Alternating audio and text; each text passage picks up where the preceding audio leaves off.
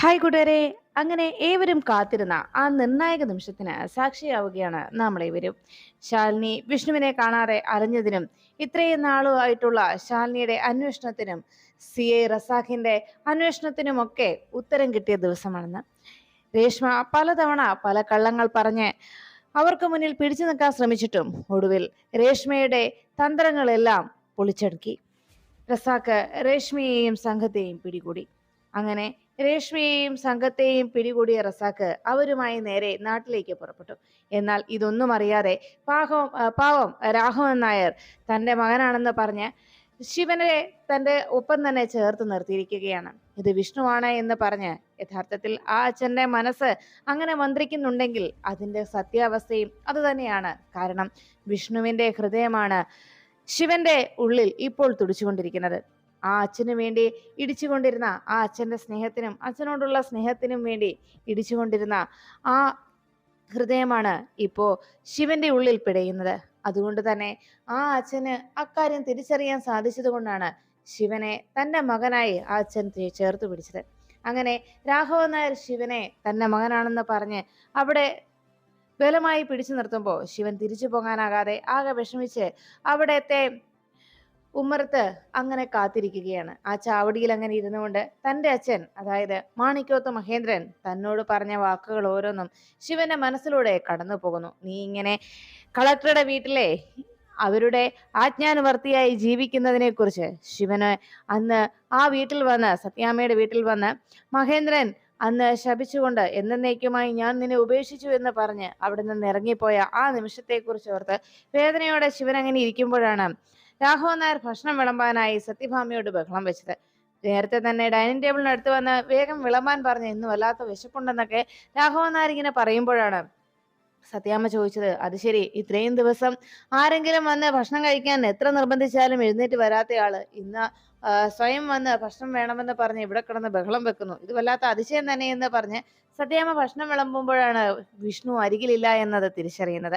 രാഘവൻ നായർ വേഗം ചോദിച്ചു, അല്ല അവനെവിടെ, അവനെ വിളിച്ചില്ലേ, അവനെ വിളിച്ചിട്ട് വാ എന്ന് പറഞ്ഞതും അവൻ വന്നോളും, രാഘവേട്ടൻ ഇരിക്കുക എന്നായിരുന്നു സത്യഭാമയുടെ മറുപടി. അപ്പോഴേക്കും രാഘവൻ നായർക്ക് കാര്യങ്ങൾ മനസ്സിലായി. നിങ്ങൾ എന്നെ പറ്റിക്കാനാണെന്നും ഞാൻ തന്നെ അവനെ വിളിച്ചോളാം എന്ന് പറഞ്ഞ് വേഗം രാഘവൻ നായർ എഴുന്നേറ്റ് ശിവന്റെ അടുത്തേക്ക് ചെല്ലുന്നു. ശിവൻ അപ്പോഴേക്കും അവിടെ ചാവടിയിൽ തന്നെ അച്ഛനെ കുറിച്ച് ഓർത്ത് അങ്ങനെ വിഷമിച്ചിരിക്കുമ്പോഴാണ് അവിടേക്ക് വന്ന് രാഘവൻ നായർ ശിവനെ ബഹളം വെച്ച് വിളിക്കുന്നത്. വന്നേ മോനെ, നീ എന്തിനാണ് ഇവിടെ ഇരിക്കുന്നത്, ഭക്ഷണം കഴിക്കാൻ വന്നേ എന്ന് പറഞ്ഞ് രാഘവൻ നായർ ബലമായി ശിവനെ വിളിച്ചുകൊണ്ട് നേരെ ഡൈനിങ് ടേബിളിന് അരികിലേക്ക് കൊണ്ടുവന്നു. അവിടെ വന്ന് അങ്ങനെ ഇരിക്കുമ്പോൾ രാഘവൻ നായരുടെ ആ നിർബന്ധത്തിന് വഴങ്ങാനാകാതെ ശിവൻ അങ്ങനെ നിൽക്കുമ്പോഴേക്കും ഉടനെ സത്യാമ്മ അരികിലേക്ക് എത്തിയിട്ട് പറഞ്ഞു, ശിവ, ഇപ്പോ നീ തൽക്കാലം വിശപ്പില്ലെങ്കിലും കുറച്ച് ഭക്ഷണം കഴിക്കേ, ഇല്ലെങ്കിൽ രാഘവേട്ടൻ കഴിക്കില്ല, അതുകൊണ്ടാ എന്ന് പറഞ്ഞു. ഉടനെ ശിവൻ പറഞ്ഞു, അച്ഛാ എനിക്ക് വിശപ്പില്ല, ഞാൻ പിന്നെ കഴിച്ചോളാം എന്ന് പറഞ്ഞതും രാഘവൻ നായർ അതിന് അനുവദിക്കുന്നില്ല. ഒടുവിൽ സത്യഭാമയുടെ കൂടി നിർബന്ധമായപ്പോ രാഘവൻ നായർ ചോദിച്ചു, എന്താ അമ്മയും മോനും കൂടി അവിടെ ഒരു കുശുകുശുക്കല് എന്ന് ചോദിച്ചപ്പോ ഒന്നുമില്ല എന്ന് പറഞ്ഞ് വേഗം ശിവനും രാഘവൻ നായരും കൂടി അവിടെ ഇരിക്കാൻ തയ്യാറായി. അപ്പോഴാണ് രാഘവൻ നായർ ശ്രദ്ധിച്ചത് ശാലിനി അവിടെ ഇരിക്കാൻ കൂട്ടാക്കാത്തത്. ഇത് കണ്ടതോടെ രാഘവൻ നായർ ചോദിച്ചു, അതെ മോളെ ശാലിനി, നീ വന്ന് വിഷ്ണുവിന്റെ അടുത്ത് വന്നിരുന്നേ എന്ന് പറഞ്ഞപ്പോ സത്യഭാമ അവിടെ മാറി നിൽക്കുന്നതെന്ന് രാഘവൻ നായർ ചോദിച്ചു, എന്റെ ഭാമേ, നീ എന്താ ഇരിക്കാത്തത്, നമുക്ക് എല്ലാവർക്കും കൂടെ ഒന്നിച്ചിരുന്ന് ഭക്ഷണം കഴിക്കാമെന്നേ എന്ന് പറഞ്ഞു. കുട്ടികൾ രണ്ടുപേരും ഭക്ഷണം കഴിക്കാൻ അവിടെ ഇരിപ്പായപ്പോ സത്യാമ്മ അവർക്കെല്ലാം വിളമ്പി കൊടുത്ത് അങ്ങനെ ഇരിക്കുമ്പോഴാണ് രാഘവൻ നായർ സത്യാമ്മയോട് ഭക്ഷണം കഴിക്കാൻ അവിടെ ഇരിക്കാനായിട്ട് നിർബന്ധിച്ചത്. അപ്പോഴേക്കും രാഘവൻ നായർ നിർബന്ധിക്കുന്ന കണ്ടപ്പോ സത്യാമ്മ പറഞ്ഞു, ഞാൻ തനിച്ച് എങ്ങനെയാ ഇവിടെ ഇവിടെ ശാരദാമ്മ തനിച്ചായി പോവല്ലോ, അതുകൊണ്ട് ഞാൻ ശാരദാമ്മയുടെ ഒപ്പം ഇരുന്നോളാം രാഘവേട്ട എന്ന് പറഞ്ഞപ്പോ രാഘവൻ നായർ പറഞ്ഞു, അതെ ഭാമേ, നിന്നെ വിവാഹം കഴിച്ചതേ ശാരദാമ്മയല്ല ഞാനാ, അതുകൊണ്ട് മര്യാദയ്ക്ക് എന്റെ അടുത്ത് വന്നിരുന്ന് കഴിക്കും ഭാമ എന്ന് പറഞ്ഞ് നിർബന്ധത്തോടെ അവിടെ ഇരിക്കാനായിട്ട് സത്യഭാമയോട് നിർബന്ധിച്ചു. അത് കേട്ട ശാരദാമ്മ കള്ളച്ചിരിയോടെ അവിടെ തന്നെ ഇരിക്കാനായിട്ട് സത്യാമ്മയോട് അവിടെ ഇരുന്ന് ഭക്ഷണം കഴിച്ചോളാൻ ശാരദാമ്മ പറയുമ്പോ രാഘവൻ നായർ ശാലിനിയെ വിളിക്കുകയാണ്. ശാരദാമ്മേ, എന്താ ശാലിനി വരാത്തത്, ശാലിനിയെ വിളിച്ച് വിഷ്ണുവിന്റെ അടുത്ത് വന്നിരിക്കാൻ പറ, അവന് ഭക്ഷണം എടുത്തു കൊടുക്കേണ്ടതും അവന്റെ കാര്യങ്ങൾ നോക്കേണ്ടതും ശാലിനിയല്ലേ, മോളോട് വേഗം വരാൻ പറ എന്ന് രാഘവൻ നായർ നിർബന്ധം പിടിച്ചു. അപ്പോഴേക്കും ശാലിനി മാറി നിന്ന് സത്യാമ്മയ്ക്കും മറ്റുമൊക്കെ ഭക്ഷണം വിളമ്പി കൊടുത്തോണ്ട് ശാലിനി അങ്ങനെ നിൽക്കുമ്പോഴേക്കും രാഘവൻ നായർ വിളിച്ചു, മോളിങ്ങി വന്നേ, വന്ന് ഭക്ഷണം വിളമ്പിക്കേ, വിഷ്ണുവിന്റെ കൂടെ ഇവിടെ വന്നിരുന്നേ എന്ന് പറഞ്ഞു. ഉടനെ രാഘവൻ നായരോട് ശാലിനി പറഞ്ഞു, എനിക്ക് വേണ്ട ചാ, ഇപ്പൊ എനിക്ക് വിശപ്പില്ല, കുറച്ച് കഴിയുമ്പോഴത്തേക്ക് ഞാൻ വന്നോളാം എന്ന് പറഞ്ഞ് ശാലിനി പോകാൻ തുടങ്ങുമ്പോഴേക്കും അവിടെ ഇരുന്ന് പപ്പി വിളിച്ചു, അമ്മേ, അമ്മയും കൂടി ഇരിക്കമ്മേ, നമുക്ക് എല്ലാവർക്കും കൂടെ ഒന്നിച്ചിരുന്ന് ഭക്ഷണം കഴിക്കാലോ, അതല്ലേ രസം എന്ന് പറഞ്ഞപ്പോ അത് കേട്ട് വന്ന ശാരദാമ്മ ചോദിച്ചു, അത് ശരി, അപ്പോ നിങ്ങളെല്ലാവരും ഒന്നിച്ചിരുന്ന് കഴിച്ചോളാൻ, അപ്പൊ എനിക്ക് പിന്നെ ആരാ കൂട്ടുള്ളത് എന്നിങ്ങനെ ശാരദാമ്മ കുറുമ്പോടെ ചോദിക്കുമ്പോ പപ്പിയും സത്യം പറഞ്ഞു, ഓ അങ്ങനെയാണ് അമ്മ ഇപ്പൊ കഴിക്കണ്ട, ശാരദാമ്മയുടെ കൂടെ കഴിച്ചാൽ മതി എന്ന് പറഞ്ഞ് അവരങ്ങനെ പറഞ്ഞുകൊണ്ടിരിക്കുമ്പോഴേക്കും രാഘവനാര് പറഞ്ഞു, ഓ അത് ശരി, എന്നാലും മോൾ ഇവിടെ വന്നിരുന്നേ, ശാരദാമ്മയ്ക്ക് നമുക്ക് എല്ലാവരുടെയും കൂടി ഇരുന്ന് കഴിക്കാമല്ലോ എന്ന് പറഞ്ഞ് ഒരു ചെയർ കൂടി ഇങ്ങോട്ട് ഇട്ടാൽ മതിയല്ലോ എന്നിങ്ങനെ പറയുമ്പോഴേക്കും ശാലിനി അവിടെ ഇരിക്കില്ല എന്ന് ഉറപ്പുള്ളത് കൊണ്ട് വേഗം അവിടെ നിന്ന് ശിവൻ ചാടി എഴുന്നേറ്റു. ശിവൻ എഴുന്നേറ്റ് പോകുന്നത് കണ്ടപ്പോഴാണ് രാഘവൻ നായർക്കാകെ ദേഷ്യായത്. അല്ല മോനെ, നീ ഇതെങ്ങോട്ടാ പോകുന്നത്, അവിടെ ഇരിക്കുക എന്ന് പറഞ്ഞ് രാഘവൻ നായർ വിഷ്ണുവിനോട് ശിവനോട് അവിടെ ഇരിക്കാനായിട്ട് പറയുമ്പോഴേക്കും ശിവൻ പറഞ്ഞു, ഏയ് എനിക്ക് വയറ് നിറഞ്ഞു, അതുകൊണ്ടാച്ചാ, എനിക്ക് വിശപ്പില്ലായിരുന്നല്ലോ, പിന്നെ കറികളൊക്കെ നല്ല സൂപ്പർ ആയിട്ടുണ്ട്, നല്ല ടേസ്റ്റ് ഉണ്ട് എന്ന് പറഞ്ഞ് ശിവൻ വേഗം അവിടെ നിന്ന് ഒഴിഞ്ഞു മാറുമ്പോഴേക്കും രാഘവൻ നായർ പറഞ്ഞു, ഓ അത് ശരി, അത് കൊള്ളാലോ, അപ്പോ എനിക്ക് ഇപ്പൊ വേണ്ട, അവൻ വന്ന് ഭക്ഷണം കഴിക്കുമ്പോൾ മതി എനിക്കും, അങ്ങനെ ഇപ്പൊ ഞാനും കഴിക്കുന്നില്ല എന്ന് പറഞ്ഞ് കുറുമ്പോടെ രാഘവൻ നായർ അവിടെ നിന്ന് എഴുന്നേറ്റപ്പോ അവിടെ നിന്ന് ശാരദാമ്മ ശാലിനിയോട് പറഞ്ഞു, അതെ, നിന്നെ രക്ഷിക്കാനാ അവൻ അവിടെ നിന്ന് എഴുന്നേറ്റ് പോയത്, നീ ഇവിടെ ഇരിക്കില്ലെന്ന് അവൻ അറിയാം എന്ന് ശാലിനിയോട് ശാരദാമ്മ അറിയിക്കുമ്പോഴേക്കും പുറത്ത് നിൽക്കുന്ന ശിവൻ ഓരോന്നും ആലോചിച്ച് ആ ചാവടിയിൽ വന്ന് അങ്ങനെ വിഷമത്തോടെ നിൽക്കുന്നു. ശാലിനി അതെല്ലാം കേട്ട് എന്ത് ചെയ്യണമെന്ന് അറിയാതെ അങ്ങനെ എന്ത് ചെയ്യണമെന്ന് ആലോചിച്ച് അങ്ങനെ നിൽക്കുമ്പോഴേക്കും പുറത്തേക്ക് ഇറങ്ങി വന്ന ശിവന്റെ മനസ്സിൽ മുഴുവൻ അന്ന് നടന്ന സംഭവങ്ങളെക്കുറിച്ചും രാഘവൻ നായരുടെ പെരുമാറ്റത്തെക്കുറിച്ചുമുള്ള ആലോചനയായിരുന്നു. അങ്ങനെ ഇരിക്കുമ്പോഴാണ് റസാഖും സംഘവും കൂടി രേഷ്മയെയും കൂട്ടാളികളെയും കൂട്ടി നേരെ സ്റ്റേഷനിലേക്ക് എത്തിയത്. അവരെ എല്ലാവരെയും അവിടേക്ക് കൂട്ടിക്കൊണ്ടുവന്ന് അവര് കൊണ്ടുവന്ന ആ ചിതാഭസ്മം ഭദ്രമായി നോക്കിക്കോണമെന്ന് അവിടെയുള്ള കോൺസ്റ്റബിളിന് നിർദ്ദേശം കൂടി നൽകി. അതിനുശേഷമാണ് റസാഖ് വേഗം തന്നെ ശാലിനിയുടെ ഫോണിലേക്ക് വിളിക്കുന്നത്. കോൾ എടുത്തതും എന്താ റസാഖ് എന്ന് ചോദിച്ചപ്പോ റസാഖ് പറഞ്ഞു, മേഡം, ഞാൻ നേരത്തെ മേഡത്തോട് പറഞ്ഞിരുന്നില്ലേ, എന്റെ സംശയമൊക്കെ ശരിയായിരുന്നു മേഡം. ഞാൻ രേഷ്മയുടെ കടയിൽ മധുരയിലെ മലൈശെൽവത്തിന്റെ മകൾ ഷെൽവിയെ അവിടെ കണ്ടതായിട്ട് എനിക്ക് തോന്നിയെന്ന് മേഡത്തോട് ഞാൻ സംശയം പറഞ്ഞിരുന്നല്ലോ. അവിചാരിതമായിട്ടാണ് ഞാൻ അവിടെ ചെന്നതെങ്കിലും അങ്ങനെ ഒരു കാഴ്ച എനിക്ക് കാണാൻ സാധിച്ചു. അതിൽ പിന്നെ ഞാൻ അതിനെക്കുറിച്ചുള്ള അന്വേഷണത്തിന്റെ പിന്നാലെയായിരുന്നു. ഒടുവിൽ അങ്ങനെ അന്വേഷിച്ചു വന്നപ്പോ ആ മധുരയിലുള്ള മലൈശെൽവത്തിന്റെ വീട്ടിൽ വെച്ച് രേഷ്മയെയും ആ പെൺകുട്ടി ഷെൽവിയെയും രേഷ്മയുടെ ഡ്രൈവറെയും ഞങ്ങൾക്ക് പിടികൂടാൻ സാധിച്ചു. ഒപ്പം ഒരു ചിതാഭസ്മവും. അത് കേട്ടതും ശാലിനി ആകെ ഞെട്ടി. ചിതാഭസ്മോ എന്ന് ചോദിച്ചപ്പോ, അതെ മേഡം, അത് ആരുടേതാണെന്നോ എന്താണോ എന്നൊക്കെയുള്ളതിന്റെ വ്യക്തമായ മറുപടി ഇതുവരെയായിട്ടും അവരുടെ ഭാഗത്തുനിന്ന് ഉണ്ടായിട്ടില്ല. ഇത്രയും നാളും നമ്മളെ ഓരോ കള്ളങ്ങൾ പറഞ്ഞ് രേഷ്മ പറ്റിച്ചുകൊണ്ടിരിക്കുകയായിരുന്നല്ലോ. അതിന്റെ സത്യാവസ്ഥ എന്താണെന്ന് മേഡം കൂടി വരണം മേഡം. നമുക്ക് നേരിട്ട് തന്നെ അവളോട് ചോദിച്ച് മനസ്സിലാക്കാം എന്താണ് അവൾ മറച്ചു വയ്ക്കാൻ ശ്രമിക്കുന്നതെന്നും എന്താണ് അവൾ നമ്മളിൽ നിന്ന് ഒളിച്ചുകൊണ്ടിരുന്നതെന്നുമുള്ള സത്യം. മേഡം, എന്തായാലും മേഡം വന്നിട്ട് ഞാൻ അവരെ ചോദ്യം ചെയ്യുന്ന റസാഖ് അറിയിച്ചു. ശരി, അങ്ങനെ തന്നെ ആയിക്കോട്ടെ എന്ന് പറഞ്ഞ് വേഗം ഫോൺ വെച്ചതിന് ശേഷം ശാലിനി ആകെ ടെൻഷനിലായി. അപ്പോഴാണ് ശാലിനിയുടെ അരികിലേക്ക് ശാരദാമ്മ എത്തിയത്. ആരാ മോളെ വിളിച്ചതെന്ന് ശാരദാമ്മ അന്വേഷിക്കുമ്പോഴേക്കും വേദനയുടെ ശാലിനി പറഞ്ഞു, റസാഖ അമ്മേ, റസാഖ് രേഷ്മയെ പിടികൂടിയെന്ന്, രേഷ്മയുടെ കയ്യിൽ നിന്ന് ചിതാഭസ്മം കിട്ടിയിട്ടുണ്ട് എന്ന്. അത് കേട്ടതോടെ ശാരദാമ്മ ആകെ ഞെട്ടി. മോളെ എന്ന് വിളിച്ചപ്പോ ഞാനിവിടെ ചെന്നിട്ട് വേണം രേഷ്മയുടെയും കൂട്ടരുടെയും നാവിൽ നിന്ന് ആ സത്യം മനസ്സിലാക്കാൻ. അമ്മേ, അരുതാത്തതൊന്നും സംഭവിച്ചിട്ടുണ്ടാവില്ലല്ലോ അല്ലേ എന്ന് ശാലിനി വേദനയോടെ ശാരദാമ്മയോട് ചോദിക്കുമ്പോൾ ശാരദാമ്മയുടെ കണ്ണുകളാകെ നിറഞ്ഞു. വേദനയോടെ ശാരദാമ്മയും പറഞ്ഞു, എടി മോളെ, എന്തായാലും അങ്ങനെ ഒന്നും സംഭവിക്കില്ല. എങ്കിലും മോള് ഒന്ന് മനസ്സിലാക്കണം, മോളുടെ മനസ്സിന് കരുത്ത് നൽകിയിരിക്കണം. ഇനി എന്താണ് നമുക്ക് കാത്തിരിക്കുന്ന ആ വാർത്ത എന്നാലും അത് ആ സത്യത്തെ നമ്മൾ ഉൾക്കൊള്ളാൻ തയ്യാറാകണം. മോളെ, ഒന്ന് മോളുടെ മനസ്സിൽ എപ്പോഴും ഉണ്ടാവണം, ഇപ്പോ ഈ കുടുംബത്തിൽ ഈ സത്യം ആർക്കും തന്നെ അറിയില്ല, ആരും ഈ സത്യം അറിഞ്ഞിട്ടുമില്ല. അതുകൊണ്ട് തന്നെ ഈ സത്യം അറിയുന്നവർ ഇനി നമ്മൾ ആശങ്കപ്പെടുന്നത് പോലെ വിഷ്ണു നമ്മളെ വിട്ട് പിരിഞ്ഞു പോയിട്ടുണ്ട് എങ്കിൽ എന്ന് പറഞ്ഞു ശാലിനി ഞെട്ടലോടെ ശാരദാമ്മയെ നോക്കി. അങ്ങനെയാണെന്നല്ല, എങ്കിലും അങ്ങനെ ഒരു സാഹചര്യം ഉണ്ടായാൽ പിന്നെ ഈ സത്യം ഈ കുടുംബം അറിഞ്ഞാൽ എത്ര പേരാണ് ആ നിമിഷം ഇവിടെ പിടഞ്ഞു വീണ് ജീവിതം ഇല്ലാതാകുന്നതെന്ന് ആർക്കും പറയാനാവില്ല. മോള് അതുകൂടി ചിന്തിക്കണമെന്ന് ശാരദാമ്മ ശാലിനിയെ ഓർമ്മപ്പെടുത്തുമ്പോ അത് കേട്ട് നിന്ന ശാലിനി പറഞ്ഞു, അമ്മേ, എല്ലാം ഞാൻ മനസ്സിലാക്കുന്നുണ്ട്. ഇല്ല, ഒരു കാരണവശാലും എന്റെ നാവിൽ നിന്ന് ആ സത്യം ആരും അറിയില്ലമ്മേ. എന്റെ മനസ്സിൽ തന്നെ അത് കിടന്നോളും, എന്റെ നെഞ്ചിൽ തന്നെ അതങ്ങനെ എരിഞ്ഞമർന്നോളൂ അമ്മേ. പക്ഷേ അമ്മേ, എനിക്ക് പൊട്ടിക്കരയണമെന്ന് തോന്നുമ്പോ എനിക്കിത് സത്യത്തെ അധിക നേരം പിടിച്ചു നിർത്താനാവില്ല എന്ന് തോന്നുന്ന നിമിഷത്തിൽ ഞാൻ എൻ്റെ അമ്മയുടെ ചുവര് തേടിയെത്തും.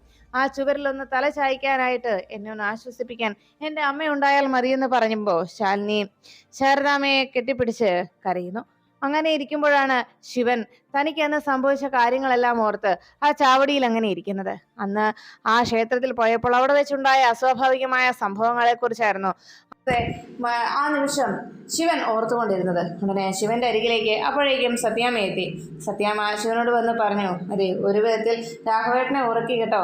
രാഘവേട്ടൻ ഭക്ഷണം കഴിക്കുന്നില്ല എന്ന് പറഞ്ഞ് നീ ഇറങ്ങി എഴുന്നേറ്റ് പോന്നപ്പോൾ അപ്പൊ രാഘവേട്ടനും ഭക്ഷണം കഴിക്കുന്നില്ല എന്ന് പറഞ്ഞ് എഴുന്നേറ്റതാണ്. പിന്നെ ഒരു വിധത്തിൽ വിഷ്ണുവിനോട് പറഞ്ഞു കൊടുക്കുമെന്നൊക്കെ പറഞ്ഞ് പേടിപ്പിച്ചപ്പോഴാണ് പിന്നെ ഭക്ഷണം കഴിക്കാൻ തയ്യാറായത്. എന്നിട്ട് ഇപ്പൊ കിടന്നുറങ്ങി. ശരിക്കും നിന്നെ വല്ലാതെ ബുദ്ധിമുട്ടിക്കുന്നുണ്ടല്ലേ ശിവ രാഘവേട്ടൻ്റെ കാഴ്ചപ്പാടിൽ നീയാണ് ഞങ്ങളുടെ കുഞ്ഞ് മോൻ വിഷ്ണു. അവനിതൊന്നും അറിയണ്ടല്ലോ. അവനിങ്ങനെ നടക്കുകയല്ലേ. നാടുകൾ ഏതാണെന്നോ ഏത് നാട്ടിലാണെന്നോ ഒന്നും യാതൊരു നിശ്ചയമില്ലാതെ അവനിങ്ങനെ കറങ്ങി നടക്കട്ടെ. അവനെ ചിന്തിച്ച് ഇങ്ങനെ വേദന തിന്നുന്ന ഒരു അച്ഛൻ എവിടെ ഉണ്ടെന്നുള്ളത് അവനറിയണ്ടല്ലോ എന്നൊക്കെ സത്യമ്മ കുറ്റപ്പെടുത്തിക്കൊണ്ടിരിക്കുമ്പോൾ ഉടനെ ശിവൻ പറഞ്ഞു, അതെ, ഞാനൊന്ന് പോവാ.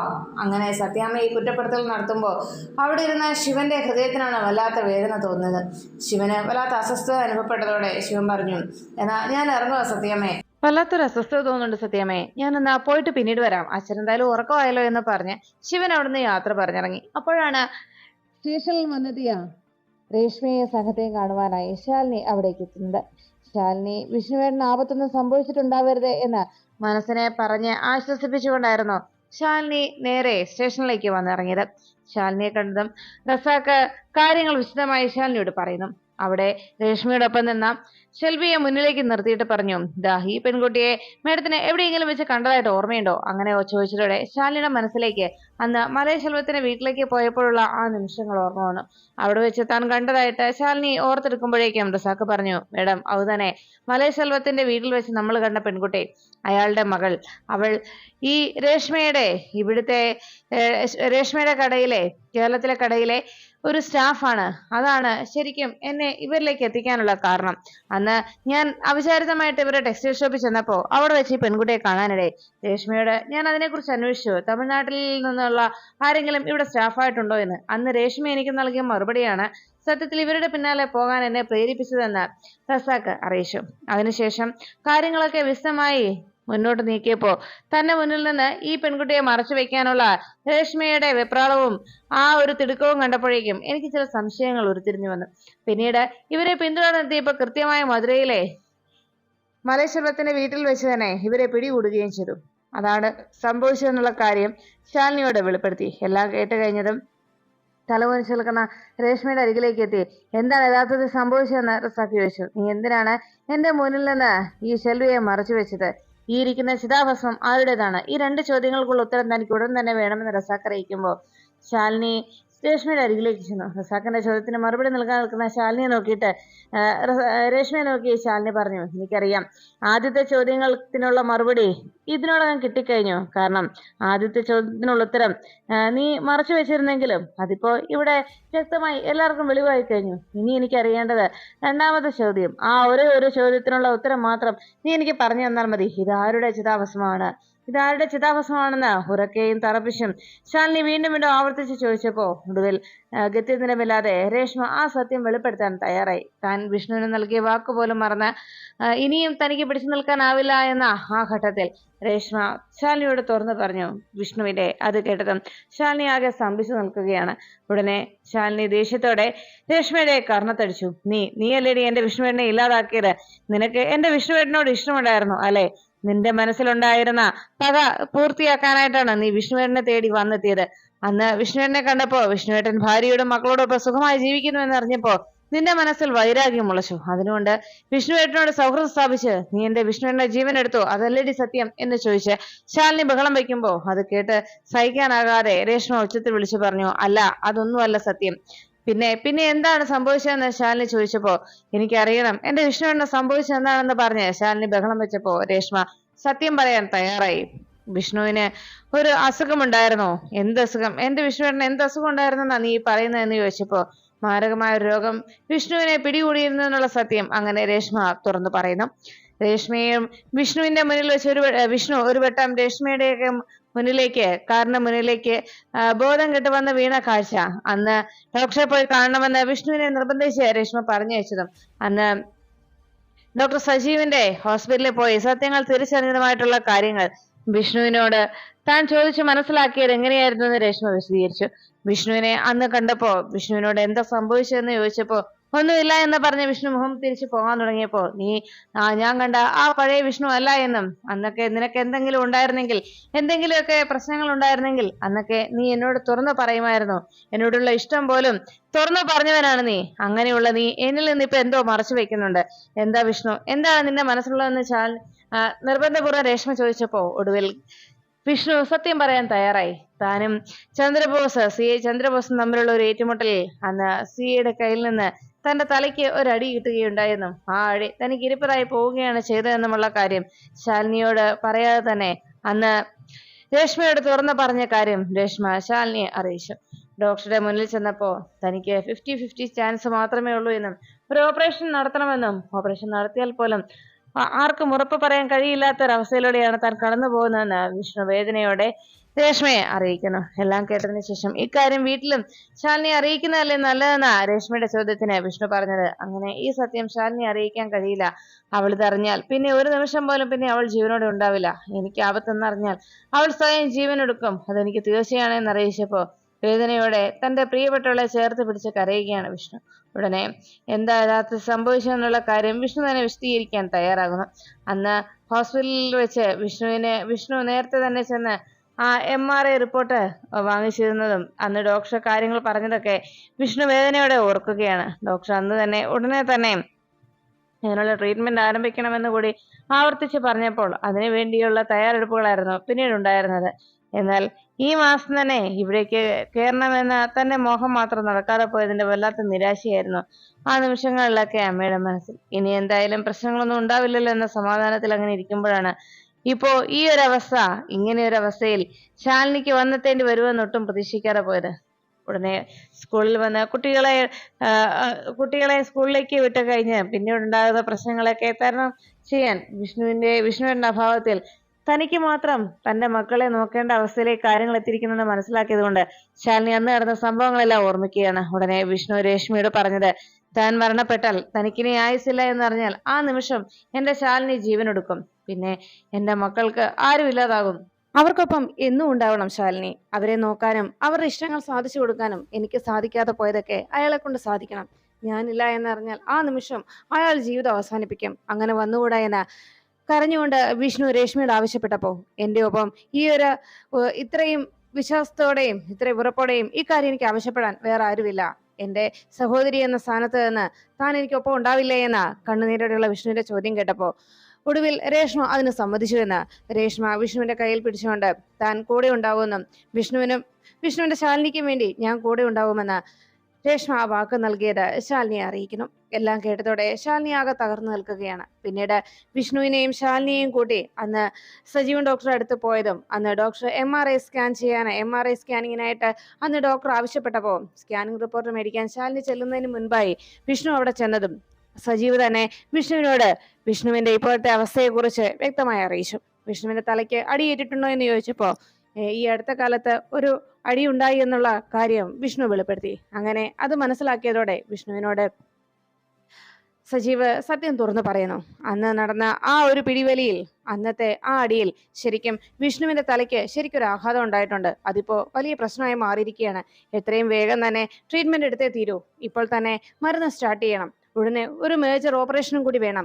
എന്നാൽ മാത്രമേ വിഷ്ണുവിന്റെ ജീവന് ഒരാപത്തും വരാതെ സംരക്ഷിക്കാൻ കഴിയുമെന്ന് ഡോക്ടറുടെ വാക്കുകൾ കേട്ടപ്പോ വിഷ്ണു കണ്ണുനീരോടെ ചോദിച്ചു, അല്ല അപ്പോ എനിക്കിനി അധികം ആയുസില്ലെന്നാണോ പറയുന്നത്?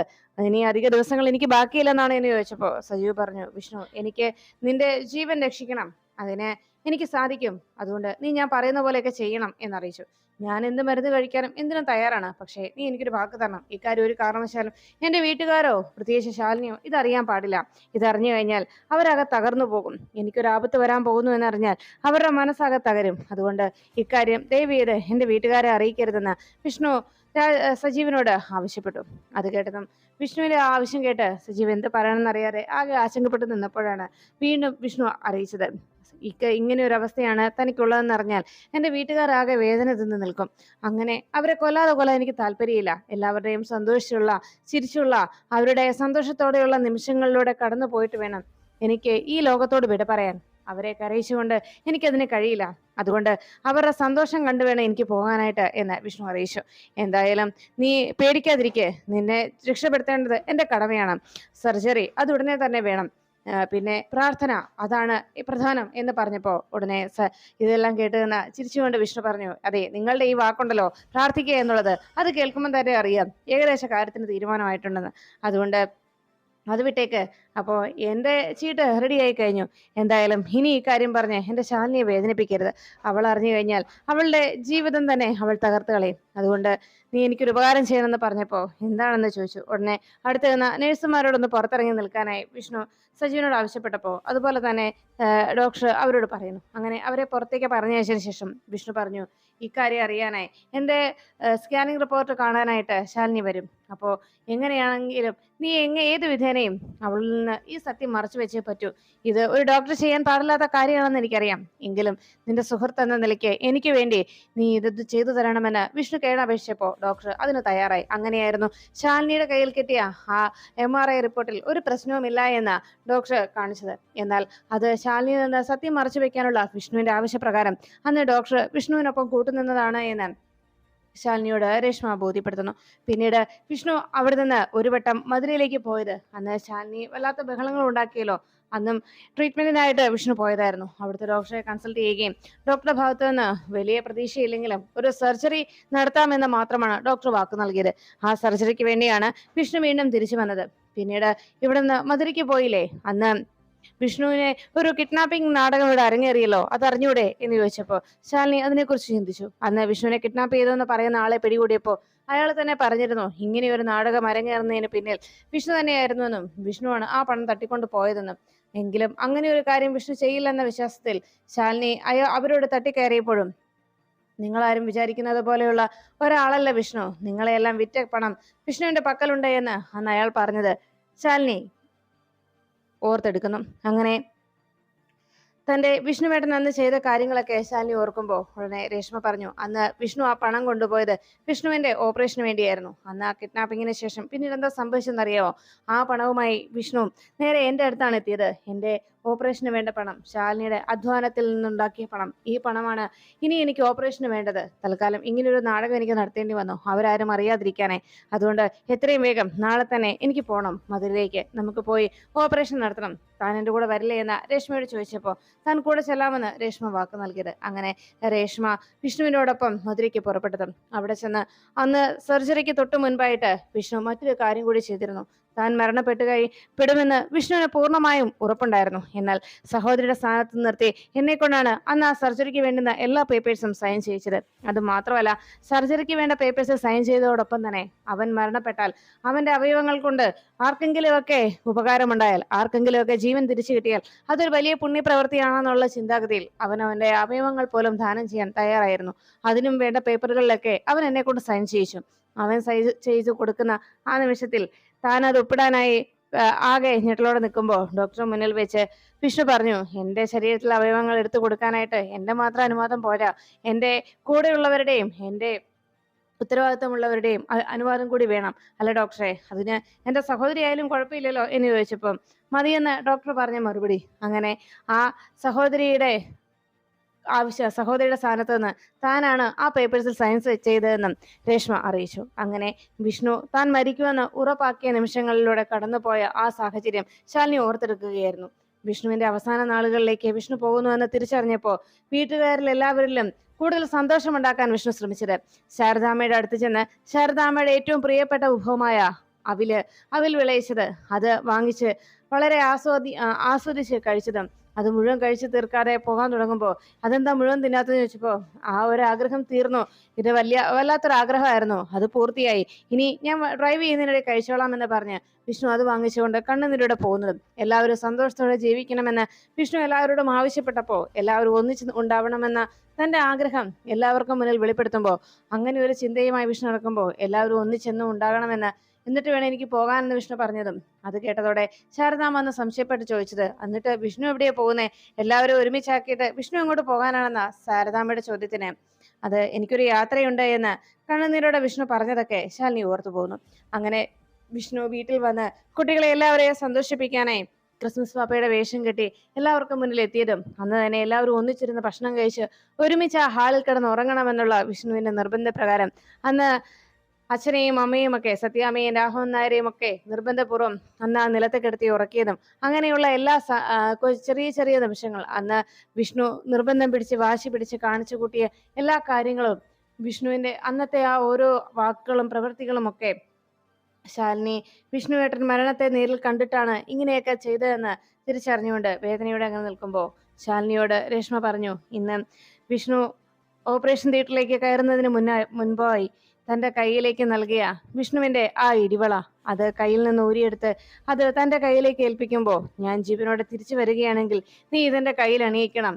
ഇനി അതല്ല, ഞാൻ ഇല്ലെങ്കിൽ എൻ്റെ ചിതാഭസ്മം നീ പാപനാശിനിയിൽ ഒഴുക്കണം എന്ന വിഷ്ണുവിന്റെ അവസാന വാക്കുകളും അത് ശാലിനിയെ രേഷ്മ അറിയിച്ചു. അങ്ങനെ വിഷ്ണുവിന്റെ ആ ആഗ്രഹമാണ് പൂർത്തിയാക്കാൻ ഞങ്ങൾ ശ്രമിച്ചതെന്നും ഈ ചിതാഭസ്മം പാപനാശിനിയിൽ നിമജ്ജനം ചെയ്യാനാണ് ഞങ്ങൾ മധുരയിലേക്ക് പുറപ്പെട്ടതെന്നും ശാലിനിയോട് രേഷ്മ പറയുമ്പോൾ എല്ലാം കേട്ട് എല്ലാം അറിഞ്ഞ് തകർന്നു നിൽക്കുന്ന ശാലിനി ഇനിയൊന്നും തനിക്ക് കേൾക്കാൻ കഴിയാതെ ഉടനെ തന്നെ ബോധം കെട്ട് നിലത്തേക്ക് വീഴുന്നു. ആ കാഴ്ച കണ്ട് റസാക്കും രേഷ്മയും ഒക്കെ ആശങ്കയോടെ ശാലിനിയെ ഓടി വന്ന് പെട്ടെന്ന് കയ്യിൽ ഉയർത്തി പിടിച്ച് വേഗം ആ ചെയറിലേക്ക് ഇരുത്തി മുഖത്ത് വെള്ളം തെളിക്കുകയും പെട്ടെന്ന് ബോധം തെളിഞ്ഞു വരുന്ന ശാലിനി വിഷ്ണുവേട്ടന്റെ മരണ വാർത്ത തന്നിൽ ഉണ്ടാക്കിയ ആഘാതം അതിനെ മറികടക്കാനാകാതെ ശാലിനി അവിടെ നിന്ന് പൊട്ടിക്കരയുമ്പോൾ എന്ത് പറഞ്ഞ് ആശ്വസിപ്പിക്കണമെന്നറിയാതെ രേഷ്മയും ശാലിനിക്കരികിൽ ചെന്ന് നിൽക്കുന്നു.